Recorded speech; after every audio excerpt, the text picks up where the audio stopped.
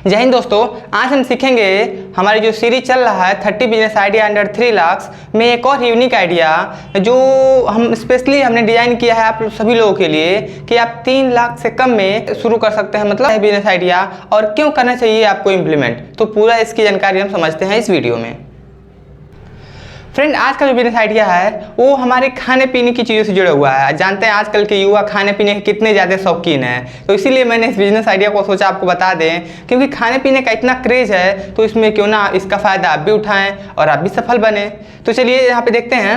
आज हम आपको बताएंगे खाने के बारे में ऐसे आइडिया, जैसे कि मान लीजिए खाना सबको पसंद है, जैसे कि अगर कैसा होगा जैसे खाना आपके पास खुद चल के आए मतलब कि कई तो मतलब कई कंपनियां हैं जैसे कि जोमेटो, स्विगी, आपके पास ऑर्डर आपकी ज़रूरत की चीज़ें लाती हैं, लेकिन हम इसकी बात नहीं करेंगे। हम बात करेंगे फूड ट्रक का, कि फूड ट्रक क्या होता है और इसके अनुसार आप इसको कैसे शुरू कर सकते हैं और कैसे इसमें क्या क्या चीज़ें करनी होती हैं, सब हम समझते हैं। ठीक है, फूड ट्रक शुरू करने के लिए हमको बेसिक कुछ जानकारी चाहिए होंगी, जैसे कि इक्विपमेंट क्या लगेगा, इसकी लोकेशन कहाँ होगी, इसमें लाइसेंस क्या लगेंगे, फंडिंग हमारे पास कहाँ से आएगी, मार्केटिंग हमको कैसे करना है, और सबसे इम्पॉर्टेंट कि हमारे टारगेट ऑडियंस कौन होंगे और हम उस तक कैसे पहुँचेंगे। तो ये सब चीज़ों को चलिए हम डिटेल से समझते हैं।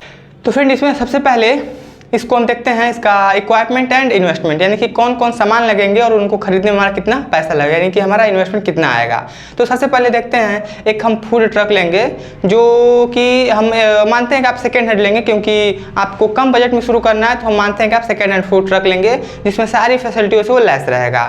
तो हमको पड़ जाएगा लगभग 2 लाख रुपए का। ठीक है, इसके अलावा एक हम POS मशीन लेंगे। POS मशीन क्या होता है, वो जो जिसे बिलिंग निकालते हैं, जैसे वो देखे होंगे कभी आप बस में भी देखे होंगे जिससे लोग बिल निकालते हैं और टिकट वगैरह निकालते हैं, वैसे एक मशीन होता है बिल के लिए, उसे बोलते हैं POS मशीन। वो लेंगे, वो हमारा पड़ जाएगा 10,000 रुपये का। एक छोटा सा म्यूजिक सिस्टम लेंगे, अक्सर वहाँ उसमें चलाने के लिए क्या था कि आदमी बोर ना हो, या फिर जो हमारे कस्टमर उनको भी थोड़ा गाना सुनने का शौक हो तो सुन सकते हैं। तो एक म्यूजिक सिस्टम लेंगे जो हमारा पड़ेगा 3,000 का।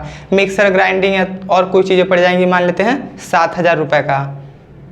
पहले महीने में कुछ बर्तन लेने होंगे, उसका हम मान लेते हैं कि 10,000 रुपये पड़ जाएगा। ग्रोसरी का सामान भी हम स्टार्ट करेंगे तो स्टार्टिंग में कुछ लेना ही पड़ेगा, उसका मान लेते हैं कि 10,000 हमारा लग जाएगा। पहले महीने मार्केटिंग में भी हमको 10,000 लगाना पड़ेगा। इसके अलावा लाइसेंस और रजिस्ट्रेशन कराते हैं अपनी कंपनी का, तो उसमें मानते हैं हम 10,000 लग जाएगा।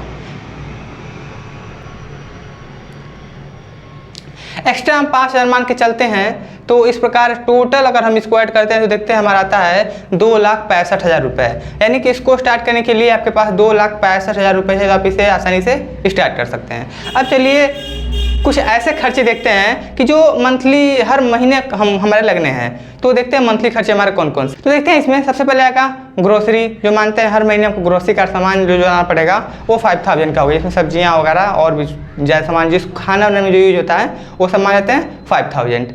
इसके अलावा जो फ्यूल चार्ज होगा, गैस का जो हमारा बिल आएगा वो मानते हैं 5,000 वो भी आएगा। ठीक है, मान लीजिए हमने 2 स्टाफ रखा है जिसमें एक की सैलरी 15,000 है, तो दोनों को मिला 2 लोग हैं तो दोनों की सैलरी हम 2 लोग की सैलरी हो जाएगी 30,000 रुपये, और एक्स्ट्रा हम 6,000 मान के चलते हैं, यानी कि 46,000 रुपये आपको मंथली बेसिस पर लगेंगे। यानी अगर ओवरऑल देखा जाए तो इस बिजनेस को स्टार्ट करने के लिए 2,65,000 रुपये वो और 46,000 रुपये ये हमको स्टार्टिंग में चाहिए ही चाहिए। अब चलिए हमारा इन्वेस्टमेंट हो गया। अब अगला समझते हैं। इसमें फ्रेंड दूसरा है और लोकेशन। देखिए इसको लोकेशन हमें कैसा चूज करना होगा। लोकेशन हमें ऐसा चूज करना होगा जहाँ लोगों की हाई फुटफॉल्स हो, जहाँ पे ज़्यादा लोग आते जाते जाओ। जैसे कि आप किसी मॉल के पास खोल सकते हैं, कोई बड़ी शॉप हो उसके पास खोल सकते हैं, या कोई बहुत बड़ा मार्केट हो उसमें खोल सकते हैं आप। जैसे खोलने का मतलब क्या है, आपका ट्रक है, आप ले जाकर वहाँ पे खड़ा कर सकते हैं, कोई बड़ी बात नहीं है। ट्रक जो फूड ट्रक का बिजनेस है इसमें सबसे बड़ा फायदा तो यही है कि लोकेशन आप चेंज कर सकते हैं। मान लीजिए आज हम अपना ट्रक ले गए यहाँ पे इस लोकेशन पे, कि अगर हमको वहाँ पे सेटल नहीं हो रहा है तो हम इसको कहीं और लगा सकते हैं, ये फ़ायदा है इसमें। जबकि अगर बाकी कोई शॉप अगर खोलते हैं आप तो ये जगह खोल दिए तो आप वहाँ से चेंज नहीं कर पाएंगे, या तो आपको पूरा वो रूम छोड़ के दूसरा फिर लेना पड़ेगा। लेकिन फूड ट्रक की खासियत है आप इसे लोकेशन आप चेंज करते रह सकते हैं, यानी कि वेरिएबल है ये, तो ये इसकी एक अच्छी बात है। अब बात करते हैं लाइसेंस एवं रजिस्ट्रेशन की। फ्रेंड देखिए, अगर फूड का आप कोई भी बिजनेस स्टार्ट करते हैं तो आपको FSSAI से लाइसेंस लेना पड़ेगा। इसके अलावा आपको पुलिस क्लियरेंस का एक लाइसेंस लेना पड़ेगा। इसके अलावा आपको म्यूनिसिपल कॉर्पोरेशन से भी लाइसेंस लेना पड़ेगा। ये 2-3 लाइसेंस है जिनकी आवश्यकता आपको है। फिर भी आप जब ये बिजनेस को खोलिएगा तो उसमें अच्छे से पता कर लीजिएगा कि और हो सकता है कि उस समय कुछ अपग्रेड हो गया हो और उसमें लाइसेंस में और कुछ भी आपको चाहिए हो तो आप देख लीजिएगा। जीएसटी रजिस्ट्रेशन तो आपको कराना ही है। चलिए अब अगला देखते हैं इसमें फंडिंग कहाँ से होगी। तो देखिए, या तो आप फंडिंग के लिए बैंक से लोन ले सकते हैं, 3 लाख तक का लोन आपको बैंक में आसानी से मिल जाएगा।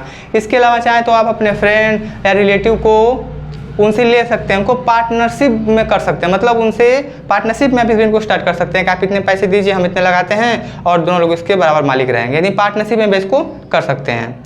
तो ये था इसका फंडिंग। और भी आप चाहें तो छोटे छोटे इन्वेस्टर को ढूंढ सकते हैं और चाहते हैं आपके साथ इन्वेस्ट करें तो ये भी आप कर सकते हैं। तो ये तो होगा हमारा फंडिंग। अब अगला देखते हैं हम मार्केटिंग।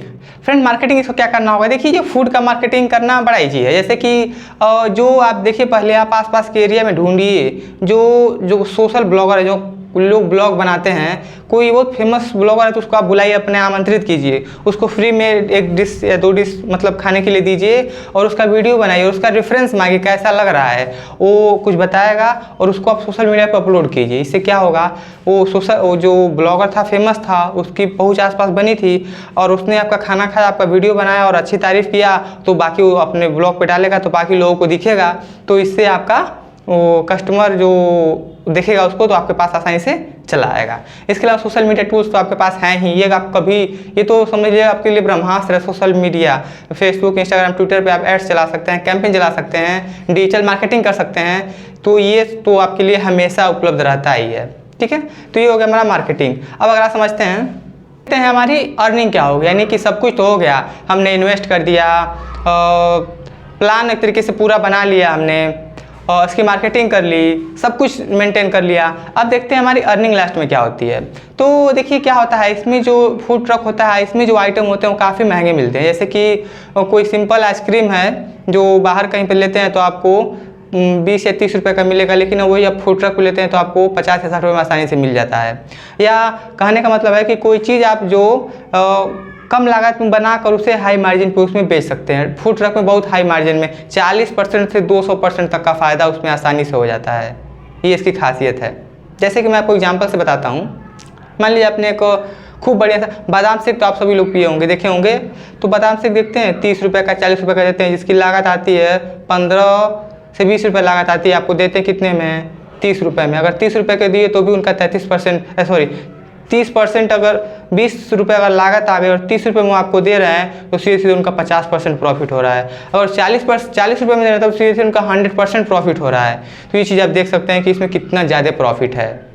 देखिए, हम एवरेज मानते हैं, अगर आप ये ऐसी चीज़ें हम ये मानते हैं कि आप फूड ट्रक है, आप खाना सर्व कर रहे हैं, तो हम मानते हैं कि एक दिन में आप 100 डिशेज लोगों को सर्व किए हैं, 100 डिश, और एक डिश पे आपका जो खर्चा आ रहा था वो 80 रुपये आ रहा था और आप उससे 100 रुपये में लोगों को सर्व कर रहे थे। यानी कि एक प्लेट पे आपका 20 रुपये का फ़ायदा हो रहा था और आपने 100 प्लेट एक दिन में सेल किया तो कितना हो गया, 20 × 100 यानी कि 2000 रुपये आपका एक दिन का हो गया। अब इसको मल्टीप्लाई 30 करते हैं तो एक महीने का निकल के आता है 60,000 रुपये। और फ्रेंड, ये प्रॉफिट है, ये आपका कॉस्ट, क्योंकि हम कॉस्ट पहले ही घटा चुके थे। 80 रुपये लागत थी, 100 रुपये यानी कि वो कॉस्ट हटा दिए थे हम। यानी कि 60,000 रुपये आप आसानी से पर मंथ कमा सकते हैं। 100 डिशेज आपकी सेल होती हैं तो अगर इससे ज़्यादा होता है तो इस प्रॉफिट मार्जिन आपका बढ़ जाएगा, इससे कम होता है तो प्रॉफिट मार्जिन आपका घट जाएगा। तो ये था प्रोसेस, इसको मैंने पूरा अच्छे से समझा दिया आपको शुरू कैसे करना है, मार्केटिंग कैसे करनी है, लाइसेंस कहाँ से लेना है, लोकेशन तो आप समझ ही गए हैं।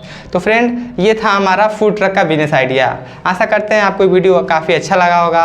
अगर आपको वीडियो मेरी पसंद आए तो प्लीज़ कमेंट में बताया कीजिए, ताकि मुझे लगे कि हाँ यार, मेरा वीडियो लोगों को पसंद आ रहा है और फिर मैं और भी अच्छी अच्छी वीडियो आपको लेकर आऊँ।